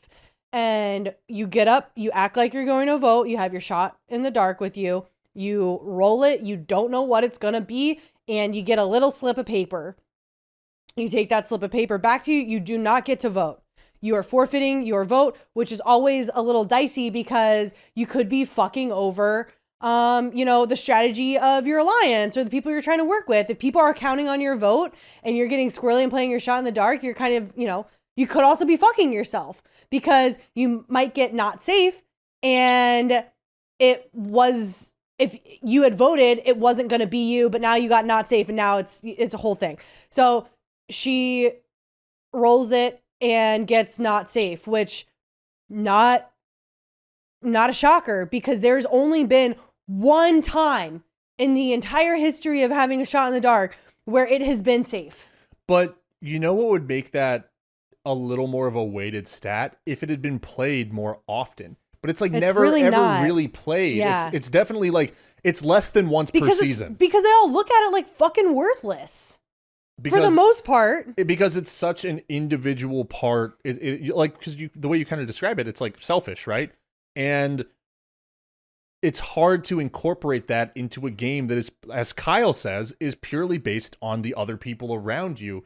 So I feel like it's a mechanic that they need to retool a little bit to make it worth something more in the show. I think if it was something like, if you're worried about going home, you play this thing and, you immediately get thrown in a fire making competition with yourself. You have 5 minutes to make fire to make the flag go up. If you are able to make the fire, then you're completely safe. If you can't make the fire, then you're immediately going home and you're the vote. You know what I mean? Give me some stakes that makes it feel like you're a little more in control of your destiny. I don't know. Here is another reason why the shot in the dark kind of sucks. You know what? It's time to attack CBS production on Backdoors and Blindsides. We don't see them actually cast the die. It happens off camera. We don't know if they cast it at all. Someone could throw it on their behalf. They don't know the result of it either. What I like to think is, they give it to production and production goes, "Oh, this is nice." Fucking chucks it into the jungle. Throws it into the fucking ocean. Yeah. Because who cares what this little bitch says? Yeah. I'm going to tell you if you're safe or not for production purposes. You're basically putting your game into the hands of the producers, which technically it kind of will always be to some degree because you're on television. But I feel like you're leaving it up to them whether they as production want you to stay on this show or not. And it's pretty obvious that they don't want Genevieve on this season, which is crazy to me because what I've been waiting for the last 5 episodes of this show has been Genevieve versus Aubrey. I thought that was because that is the most tension between two people that we've had on this season so far. And I've been so excited for the merge to happen so that we can finally see them go at each other because that real heat has been missing otherwise, and that would give a lot more weight to the show right now. Well, we have not only that, this great heated rivalry where I would just love to see them kiss instead of fight. You also have Genevieve with her Billie Eilish boomerang idols where she's planting with Ozzy and Rizo. She had these whole big plans built up Ozzy, I'm hoping he goes home with it in his pocket. Rizo, I'm not going to tell him because I want to use it to actually backstab him so I get it and then no one will know I have an idol. So they built all of these storylines up and we get no payout really from any of them at all. When we could very much see the rest of the season play out where Genevieve is safe. They don't vote her out.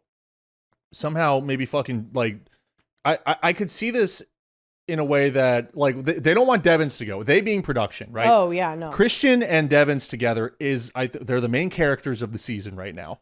And Joe's over here. I'm why? What about Joe? How have they not fucking finagled this to make it so that Joe goes home as a result of Genevieve being safe? I don't know because it makes sense that Joe flips on Genevieve easy, right? Like, why wouldn't you? He doesn't have any he know allegiance. Aubrey and Genevieve fucking hate each other. That's enough for me to just be like, all right, cool, I'll vote Genevieve. He's I'm just good. trying to get by the skin of his That's teeth. the voting block, as we mentioned earlier. But I think Genevieve did not fit into their plan for the rest of this season, which is crazy to me. Yes, because of her stakes in the game, where she gave idols to 2 different people. You'd think that at least one of those would come back to her.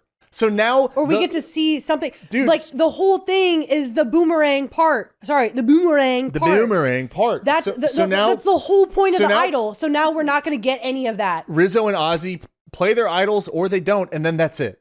No, but the only boomerang left is Aubrey's. But the thing to articulate specifically with Rizzo and Ozzy's idols, now that Genevieve is out, obviously they can't go back to her, so their idol is their idol, but that's it. Their idol is their idol.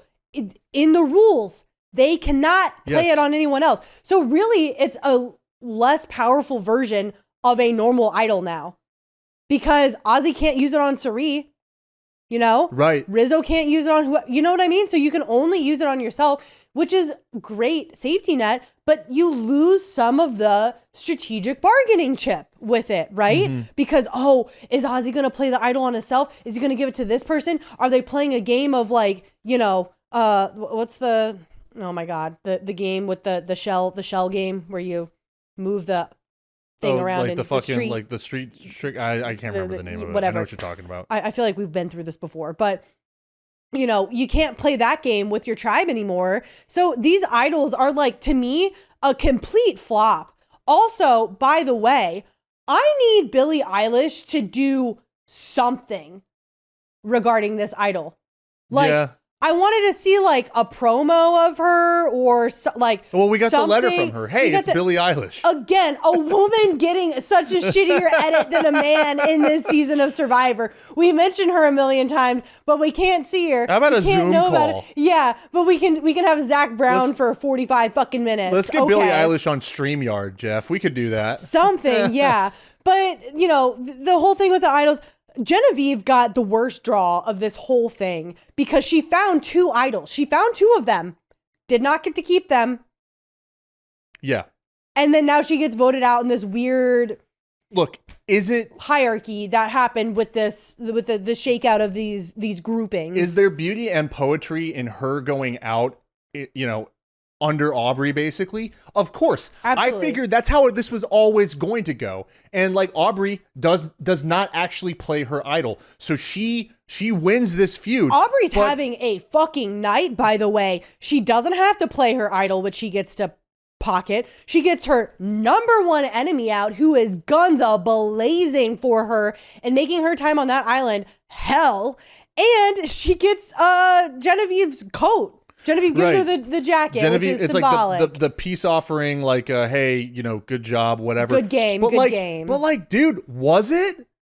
I don't know. I wanted to see this actually play out the way that it should on Survivor. I wanted it to be cutthroat. I wanted a line to be drawn, whether you're on Genevieve's side or on Aubrey's side. Genevieve's a strategic queen, no matter which way you look at it. And I just think she got done real dirty by the way that the game was structured. It's one of the most interesting parts of what the season was becoming, and it's now been completely fizzled extinguished. out. Right, What the fuck? The torch literally has been snuffed. She is voted out 4-1. She gives Aubrey her jacket before leaving, and that's all we see of her. Yep. Bye. And fan favorite, by the way, Genevieve. Yeah. People love her. People thought it was a toss up between her and Christian winning. So clearly not. And just it's like when Rachel, the way Rachel went out for last season of Big Brother. It absolutely feels like that. You need to go out in, we want to see, going out in a blaze of glory. Yeah. Instead of just on your fucking back. Yeah. Let's see the game happen. And all because of a show and game structure, not because of anything that was necessarily there. For obviously it was Genevieve's fault for not fostering a better relationship with Aubrey and blah, blah, blah. But the way in which it was, it all actually came to fruition was by design of the actual structure of the show, which I always hate getting when players get fucked over by. Let's stay on the hate train for one more stop so that we can get it all out in one go. As we move on to the orange group, the nameless orange group, which is Jonathan, Stephanie, Camilla, Chrissy, and Tiffany with full bellies, courtesy of Applebee's at the Fiji beach. Camilla is with Jonathan. They've been talking for the last couple of days, right? Like Jonathan begged to work with them. Inserted his tail up his asshole and said, Camilla and Dee, will you please still work with me? And they said, yes, absolutely. And they meant that. Camilla says what makes the most sense for everyone else in this group. Chrissy. It's got to be Chrissy. Yeah. Why not? Chrissy claims that she knows she's going home and that she's accepting of all of that. But then we see Chrissy make good on a promise that she made in like episode 2 or 3 of the show saying, Chrissy 2.0, I'm playing a different game this season. I'm not going to be weepy mom. She pivots hard and goes to Stephanie and says, I want to vote Camilla. Out of nowhere. Now, if you're Chrissy and you're actually trying to play, of course you want to vote Camilla. Yeah. Camilla is a huge strategic threat. But we have Stephanie and Chrissy saying, oh, we want to do Camilla. All right, well, like, they're going to be in the minority. I mean, makes sense, but like, good luck, right? Like, you've got this like this group. Otherwise, this group of 3. That's wait a second. Jonathan all of a sudden is the swing. Wait a second. All of a sudden, Jonathan is telling us you get maybe 1 vote with just honor and integrity, but then you still have to make a couple moves. All of a sudden, Jonathan's talking like he's about to make the move. What? Which I love him talking about honor and integrity, because him and Coach are kind of 69. Yeah, we got the Joe kind of in there, the Colby in there also with the Daisy Chain Alliance. Yeah. And so I'm like, it's funny that he is like kind of positioning himself to be part of that alliance, especially after he saved poor Coach's life drowning in the ocean, not near any production boats right next to them whatsoever. But you think he would like talk more to the honor integrity, but he's like, no, you need more than that. So I'm interested to see where that comment specifically takes him with those other players. So we go to Tribal, and right before Tribal, Camilla, I guess, gets a sense that they're talking her, at least Chrissy and Stephanie are. And at this point, I'm like, Chrissy is going. Yeah. Like, that's cute, Chrissy. You're going. And then as the votes start getting read, I'm like, no. Camilla better not be leaving right now. She better not be leaving. Furious. And again, this is why I don't pick favorites. Hang on. I'm pissed! Yes, exactly. I am pissed. I just... This is the Blood Moon. This is the Blood Moon twist completely fucking up this show, because we have now said goodbye to 2 of the most interesting strategic players left in this game, all because supposedly 63% of the fans voted for this bullshit. I truly am gutted, because I'm so angry right now. Like with like I said, I really think that they wanted to protect Aubrey, Christian, and Devins. They clearly have plans for them to go far in this game, and they wanted Genevieve gone for whatever reason. Didn't fit into the plan. I don't know how, like I don't think that there was agenda in producing this group's Tribal, but also Jonathan flipped, which is very much a possibility. It's because Jonathan, Chrissy, and Stephanie are cut from the same cloth. What the fuck does that mean, by the way? I don't know. There's a lot of hate online going around. That comment right there, it doesn't look so good for you, Chrissy, with that one. Bro, there was no heat on Camilla before the Blood Moon, where even heat on Genevieve makes more sense than heat on Camilla, because Genevieve and Aubrey were fucking going at it for the last 12 days. So if they all went to Tribal together, all 15 of them, a move against Genevieve would make sense. A move against Rick Devins would make sense. Right now, this is just we have to fucking deal with someone, because guess what? It's Blood Moon, and this is a fake merge. I would like to rewind just a little bit back to the challenge, where we're talking after Jeff tees up this Blood Moon for 45 minutes, and then after he spends another 12 and a half minutes talking about Applebee's. When he's talking about the actual challenge and saying like, okay, we're going to split up into 3 groups and we're going to have 3 winners. I made you pause the episode and I'm like, wait, are 3 groups going to tribal? Or are they all going together as one big group? And you're like, no, individually. But in that moment, I'm like, you know what would be 10 times better than dividing into groups for the entirety of the rest of this episode? It would be if you had, for the challenge, you had 3 groups, you had 3 winners. Okay, cool. They all the winning group goes and does their Applebee's suck off, reward, whatever it is. And then they all come back together for one mega tribal. And they do, I don't know, like ranked voting. Everyone goes up and they cast a vote for 3 separate people. And you don't know who's, the 3 different people that each person is voting for. And Jeff sits there and reads out like 50 fucking votes or whatever. Give him a little interlude. Let him rap halfway through again. I don't care. That would be so much more interesting than these 3 random ass groups go and God knows who's going to go home. And it ends up being like some of the best people that they're in the season. I'm just so angry. And or another thing, whoa, this would be cool. We were talking about twists. They know that they're going to be voting for 3 separate people going into the tribal, right? So they can talk, hey, Matt, we're going to vote person A, B, and C, right? We're going to vote A, B, and C. But then you get up to vote and there's 3 different urns. You have to cast your 3 votes and you just have to put the 3 different votes in the different urns. And those 3 urns are treated like different tribals. That would be fucking cool because someone like, I don't know, Chrissy could go home in, collectively in all the votes, but because of how they're stacked out, maybe she doesn't actually go home because the votes are divided. That I feel like I digress. It gets lost in the weeds a little bit. I'm sure there's ways you could unravel that and make it not make sense game wise or like an outcome doesn't make sense. But I'm like, can we just all vote together? We were so excited about the merge and then you just rip that right from us. Nah, you're not actually merged. Okay. So Camilla goes. And her last words are to Tiffany. And she says, drag that man through the mud. Bro. Meaning Jonathan.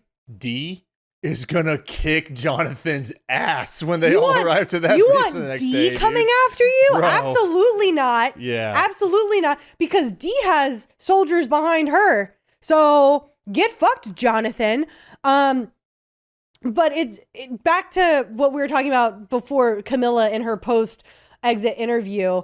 She had some other good tidbits as well, where she said in her, like, as the credits roll, where they're, like, showing the votes and, like, oh, I love my time on Survivor, blah, blah, blah, blah, blah. She said that she was getting interrogated basically by production for over 5 minutes because production was trying to get her to say something positive. They're like, well, don't you want to say something positive? And she was just so blinded with rage and fury that she could not give them anything. And production had to like pull something out from her. And I think that ended up, she was like, oh, it was cool to be blindsided, I think was her.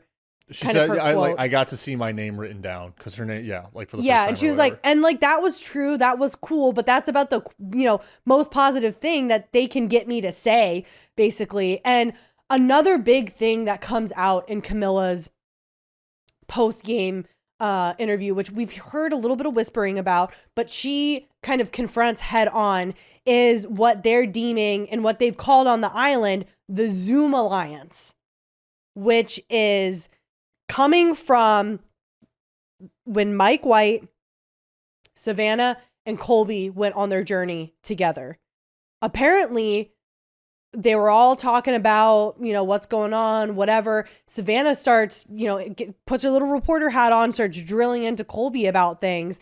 And Colby alludes to the fact that there is a pregame alliance that was formed, and it wasn't apparently Zoom. That was just like what was colloquially called on the island. But there was these pre-existing calls that happened that formed these bonds that makes a little more sense specifically with this vote. who was in the Zoom Alliance, you ask? It's going to be Jonathan, it's going to be Chrissy, Stephanie, and Colby. All the people that Jonathan said on day one he wanted to work with when he got to the beach. Yeah. And so this whole him wanting to work with Camilla and Dee, I think was him just trying to like, well, if my Zoom Alliance doesn't work, then like, I guess I have this other thing. But when it came down to the brass tacks, he was on a 5-person tribe group, whatever you want to call it, with Chrissy, with Stephanie. So what is he going to do? He was never playing the middle. No. He was never playing the middle. He was always going to vote Camilla out. Or if they decided to vote Tiff, he was always going to do that because he was going to be loyal to his pre-established alliance. So here's what I think is going on. If Savannah and Mike White catch wind of a Zoom Alliance, that means production has caught wind of a Zoom Alliance. That means Jeff has caught wind of a Zoom Alliance. And I mean, Jeff clearly, like we talk about, he's got favorites. He's got the people who deem the last name respect and all that bullshit. But I think above all, he cares about the like honor true, and integrity. Well, like, the integrity of the game that he has created, right? So I think that this fucking sucks, but I think Camilla was a casualty in what is going to become a complete dismantling of this Zoom Alliance at the hands of production-enforced twists, game moves, pushing of this or that, maybe failed shot in the darks, whatever, pointing the camera at a hidden idol as someone who's not in that alliance is walking through the jungle, right? A target of theirs. Like, I think that we're going to see them get absolutely dicked on because I don't think anyone who's producing the show is happy because, like, yeah, if that's being whispered about on the beach, then the people who are running the show fucking know about it. Absolutely. And they're probably talking about it in confessionals. Yeah. And I think we're going to see Jonathan get dicked on first because he's the person that crossed Camilla. And yeah, I think Dee's going to come for him. Cirie, Rizzo, like the Ozzy. The majority. Yeah. The majority that Ozzy helped form. And guess what, buddy Jonathan? You don't want to be a big man with 18 abs and biceps bigger than people's heads in one-on-one individual immunity challenges because no one wants to go up against him. Yeah. You look at that guy and go, fuck that. I don't want that to be my competition. He's absolutely cooked. Yeah. Bye. I have a little more on a reason that well, it all ties into the Zoom Alliance and Camilla being a tragic casualty that I want to again focus on at the end because I do think that we are seeing again a lens being presented to us on how they want us to be watching this season, but that will only make sense once we get through the blue group, our final vote out for the night. It's Matt's Survivor deep state conspiracy. Not a conspiracy, just like an deep state, though. Yes, an interpretation of how I think they want this show to be viewed. Sure. The blue group is Cirie, Emily, Colby, Coach, and Dee. We get back to the beach. Colby is elaborating on his injury. He says it's either a stress fracture or a torn ligament in his foot from pushing the boats in, I think 2 episodes ago, that immunity challenge where they had to push the boat on the track under the net. You pause the show. You're like, wait a second. How much time do we have left? And there was what, like 15 minutes left? Yeah. Yeah. And it didn't seem proportional to the other tribals. We are also reminded here that Colby lost his vote like in the first or second episode of the show, on the journey with Savannah and Mike White. Yeah. So Colby's in a bad spot. Coach is going hard on Colby amongst his fellow tribe members. He's like a freaking sitting duck. He sucks. Dude, that was he's his fucking exact quote. Him. So then, so Coach, by the way, like I thought that they were supposed to be boys. Yeah, but they're reading the room a little bit, and they're looking around, and they're looking at Dee. I think they mentioned being her little puppies, and I'm like, AKA bitches. I think Coach is looking at Dee, Cirie, and Emily and realizing, okay, yeah, fuck Coach. I just want to stay in the game, right? Yeah. Then he also starts going in on Emily, but again to the wrong people. To Dee. Right? We're like I mentioned before that he said in episode 5, Coach 4.0 being more strategic and social and blah blah blah, just absolutely blows up his own Throws spot that shit because right out he's the like window. he's like, okay, like I'm gonna try to pull D in by saying that Emily wanted D because I want to pit D and Emily against each other, and maybe like one of them can go home instead of me or Colby. And D is immediately like, well, then why didn't you tell me when it happened? Now you're using this as information to, sway me, to manipulate me. She saw exactly right through it. And then Coach is like, fuck. I'm like, yeah, she's not a dumb bimbo, you idiot. She's a highly intelligent winner of Survivor. The only winner of Survivor left in this game, she's Coach. won more time than you have, buddy. And you're trying to spit absolute jack shit in her face, and she's absolutely not buying it. So he had to put his foot in his mouth for being shady, and as he should. D and Emily get close. This is an interesting alliance to look at, because Emily's been in the shit this entire time, and D has been forming deep relationships, but not having to be, it's like two very different lives lived out on Survivor 50, but with really, I think, unique ties and experiences that could be really powerful if they got close together, deliberately, like the two of them. Emily wants to do Coach because, and I'm surprised that they left this in the show. She says, I think we should vote Coach because Colby's going to get medevaced. So I think we'd be wasting She the goes, vote. why don't we do a 2-for-1, right? Which makes a ton of fucking sense. And this is, at this point, I'm like, oh, Coach is going home. That's why we got a little bit of history of him in the immunity challenge, and we've just been getting like kind of like the Coach show for a little while.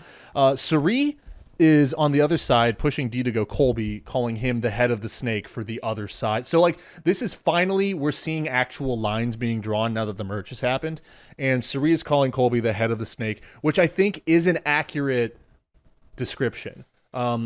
He is him and Coach together.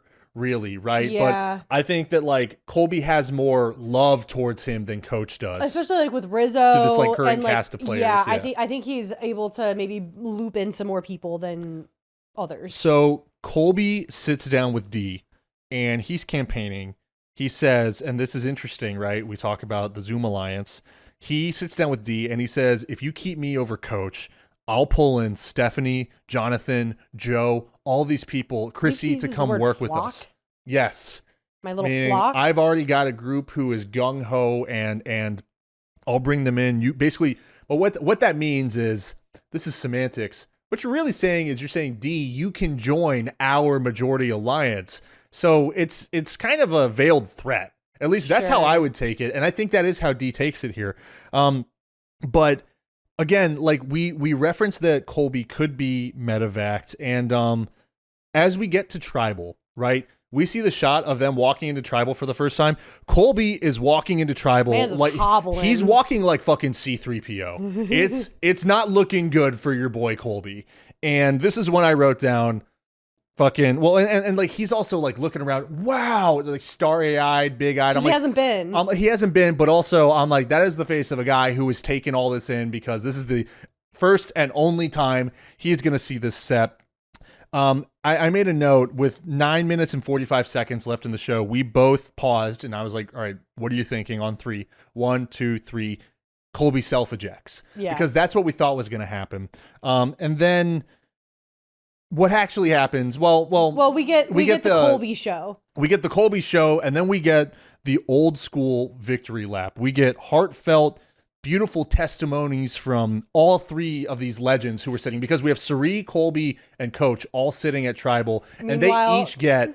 It feels like they each get 5 full minutes to really talk about, and like this is like earned. I want to say this is earned. These are 3 people who like deserve to have these fucking moments. Meanwhile, on this show. you cut to Emily, and she's just over. Emily the doesn't show. give a fuck. She is like, I have been to every single Tribal. Emily and Christian have been to Tribal every night. Yeah. Of this season. Meanwhile, she's like, I could give 2 fucks. I wanted to get Coach out because I know Colby's going soon after him. Not from anyone's fault. And I just wanted to get more people out. Colby does not self-eject. And this is when it becomes clear. Look, like you see him walking. That dude's not going to make it on the beach. He clearly is going to get medevaced. And the Blood Moon, it has offered up the opportunity for a mercy killing. So what actually happened with this, right? I do not think it was a matter of, oh, wow, Emily and Dee and Cirie all decided that it was going to be Colby tonight. That's who they... No. And Coach also voted Colby. Yes. Yeah. But it is not... Coach did not, read the writing on the wall and then decided to vote against him to save himself. No, that's not what fucking happened. What happened was there is a med tent right before Tribal. Players before Tribal, they can go get checked out, just make sure everything's good, get any attention from the medical staff there. The doctor, the head doctor of Survivor, looked at his foot. One, he had a torn ligament, which they had talked about, and they didn't know it was a torn ligament. They just knew it was foot trauma. And the doctor was like, yeah, you're going to be not having a great time, but I'm not going to pull you from the game for this. What happened is he had a puncture wound unrelated on that same foot. And it was, the doctor said, the gnarliest, most disgusting, worst infection that he has ever seen on Survivor. And if you go back to the last season that we did of Survivor, Backdoors and Blindsides reporting on it, is I went through the entire catalog of everyone who was being medevaced when we were talking about the Jake exit being bitten by the I think that's sea crate. That's our recap of episode 3 of season 49, which you can catch on our feed. Yes. So a lot of those, I think it was something like in the ballpark 17 to 19 people actually got medevaced throughout the entirety of Survivor. And a good portion of those people were because of infection. Because it's so easy to get infection out there, and it's against rules to give antibiotics while you're out there. So the doctor was looking at Colby I'm going to pull you right now from this game. Absolutely not. And Colby's like, I'm going to go home tonight. Just let me go out. So I think what happened was tinfoil hat. I think production was everyone's writing Colby writing Colby down. Give the man his honorable discharge. That's what he wants. He wants to go out with valor and honor and integrity. And who wouldn't, by the way? He's played this game it's been a part of his life for 25 years. He wants to go out on his terms, right? I mean, that's what was such a bummer about Kyle. I mean, not just Kyle being a favorite going home so early, but that he didn't go home the way that you should when you play Survivor. Right. Losing, just nobly losing the game, admirably losing. Right. And he for didn't get a chance anyone to play. Happen on that beach, it would be Colby, Coach, or Joe, right? Going, if something was wrong with them, they would want to be voted out, right? Instead of being pooled. So I think that's truly what happened. I don't think Colby was voted out because that's what the tribe or the group wanted. I think it was because he was going to get pulled. Yeah. They didn't want to be down 4 people because that would have fucked up their whole thing, right? Their whole flow with the rest of the season, probably if you to some voted degree. Coach and then Colby gets medevaced, basically what Emily explained, they didn't want that to happen. No, they didn't. So they were like, no, y'all, you're voting Colby tonight. You're going to let him go. And that's why we got Colby's entire life history monologue before they cast their vote. And then he walks up to Jeff. We get from Jeff one last time, Donaldson. There's that as you mentioned last episode, the last name drop because they've earned the respect of Jeff Probst. And then we see Colby walk about 4 or 5 feet down the path, and then the camera cuts, and they probably backed up the golf cart to take him to the fucking boat. Yeah. Because there's no way he walked any further. Yeah, they were debating, do we saw off his foot now or later, I want to do the 3 pillars before we get to our final thoughts. And this is, I would say, a special presentation of the 3 pillars. And Why would you say that? Well, because I've honestly, this is kind of a unique outcome. This is a combination of winners that we haven't had before. Some new ones, some new faces that have, in the history of Backdoors and Blindsides, have not made it onto the 3 pillars. So let's start with Outwit. And I have some audio cues for the special presentation. Absolutely. So the 3 pillars, Outwit this week goes to...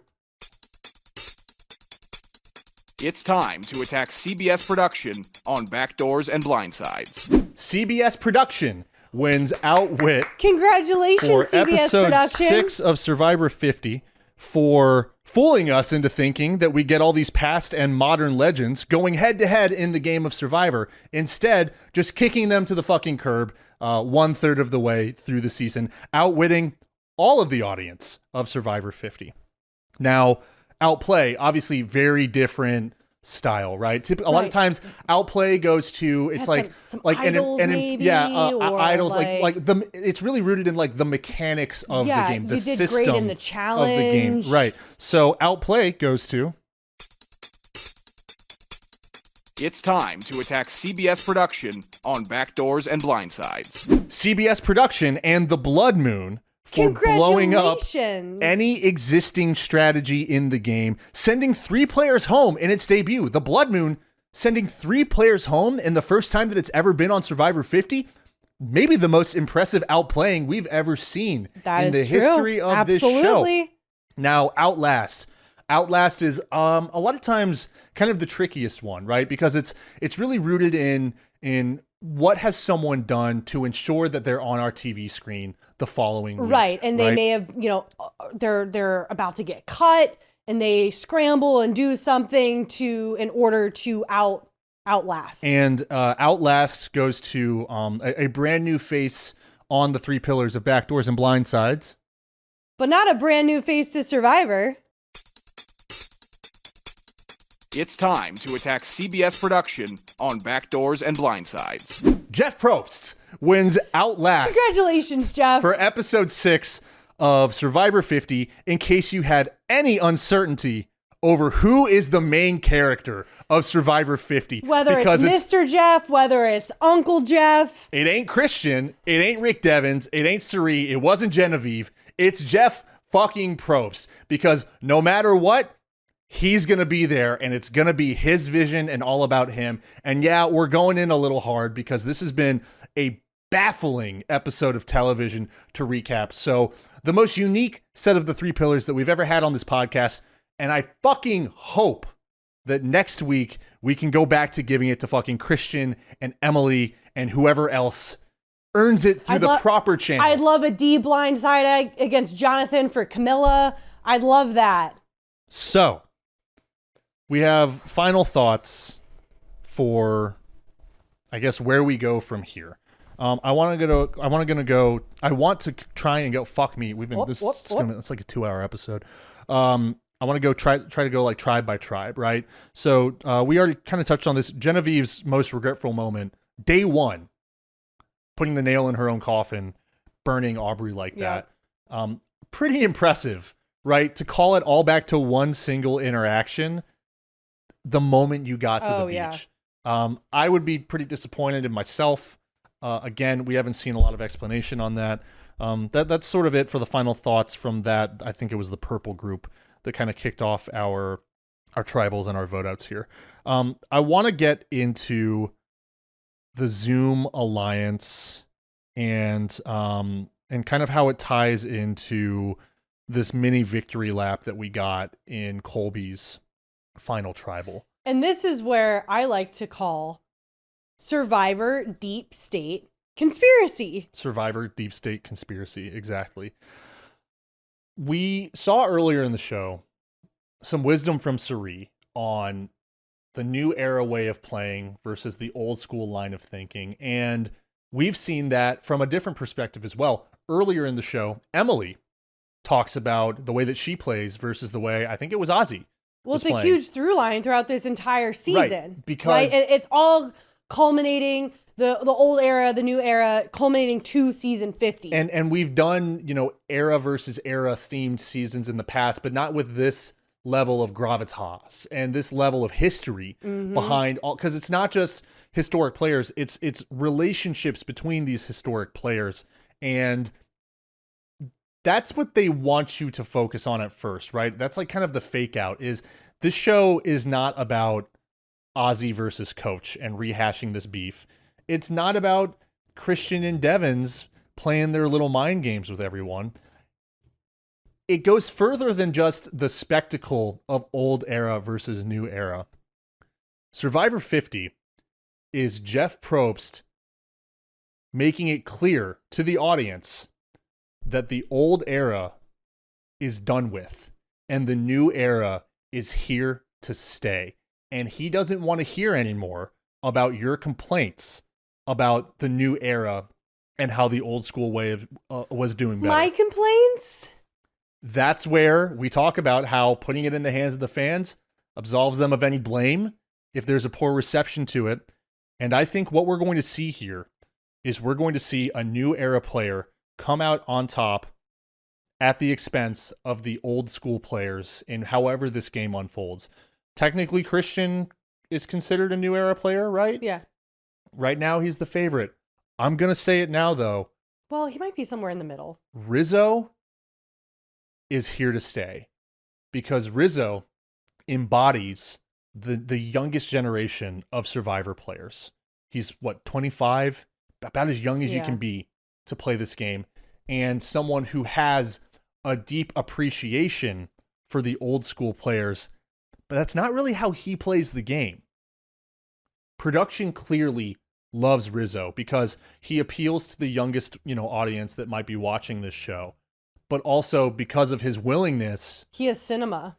This willingness to be on Survivor. He wants to, when I say he wants to play the game, he wants to play Jeff's game. He wants to do whatever they want him to do because he wants to be a great. Being a great equates to being on many seasons of Survivor, the way Ozzy has, the way Boston Rob has, the way whoever it may be. I think that's my problem with Rizo as a whole, as a player. Like, I wouldn't say like I'm on the Rizo hate train like a lot of the internet is, but I have a problem with someone being so obsessed with wanting to be seen and accepted as a great.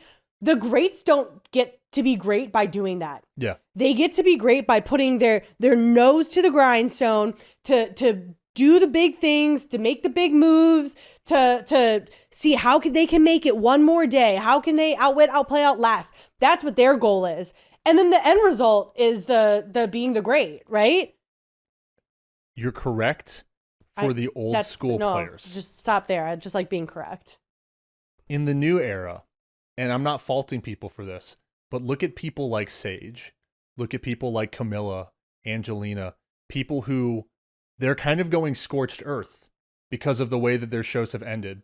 Because fuck it, they don't care. Like, what are the chances of them coming back? No, they want to point out these issues that they have with the way that the show was run, with the way that their experience was dictated. What's the other side of that? Being a company man. And Rizo, I think above anyone else that we've maybe seen in the last couple seasons of Survivor, is a company man. We've talked about how Jeff looks at him and sees a young baby Jeff Probst, his protege, right? His apprentice in Rizo. And I think Rizo will be a great in the way that he wants to be a great, in the exposure and the return, because he's going to do whatever they want him to do. Oh, yeah. He's going to be the, Stone Cold Steve Austin committed a felony, perjury in court, testified saying that Vince McMahon didn't make their wrestlers use steroids. Company man. You know what I mean? And I think that's the case here. I think company says jump, and Rizo says, actually, here are just my legs. You can do it for me if you want. And this is, all ring the bell. This is what's happened in pro wrestling. They're like, we don't give a fuck if you liked it the way that it used to be. This is how it is now. And in case that didn't get through your head, here's 6 years of Roman Reigns being the champion, knocking down every wrestler that you love. Everyone's the old school guys, they go out on their backs. All right, like that's a huge parallel, and I think that's how Jeff is designing season 50. Is that the old school vets, the people that we have loved for 25 years, their time is over, and they don't have to go out in an ugly way, but they're gonna go down for these new players, and I think that's all of them. Cirie, Coach, we already saw it happen to Colby. I mean, that was kind of engineered. That was his injury. The first episode of this show, Jenna, one of the most interesting stories on paper, season 1 returning player, and she's the first one out. I think that's chapter 1 in this narrative that they are constructing for us. I think that's how this show is intended for us to watch. Now, you don't have to like it, but they don't care. That's the thing. Because it's still the #1 reality TV show. Yes.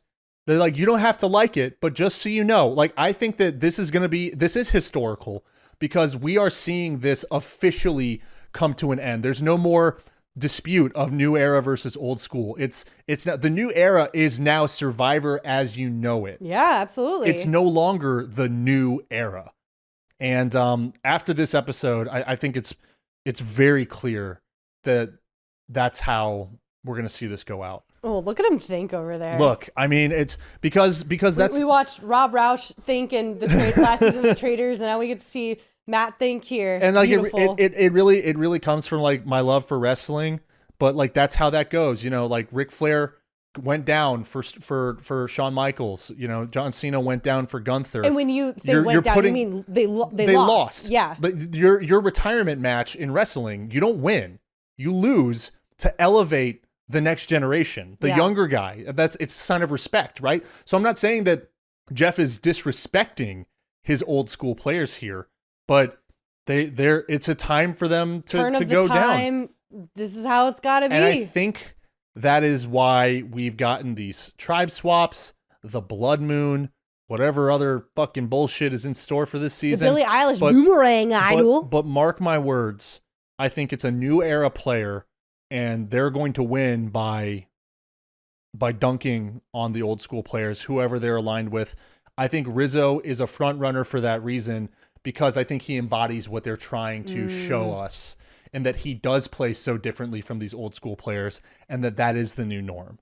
So, and I think him getting in tight with Ozzy and Cirie is a potential start to that playing out. That's what I've got. Beautiful. Thank you. That's the deep state of Survivor. Anything else? That's it. Yeah? Fuck. 2-hour show. It's good to be back. We'll be back on a normal recording schedule now.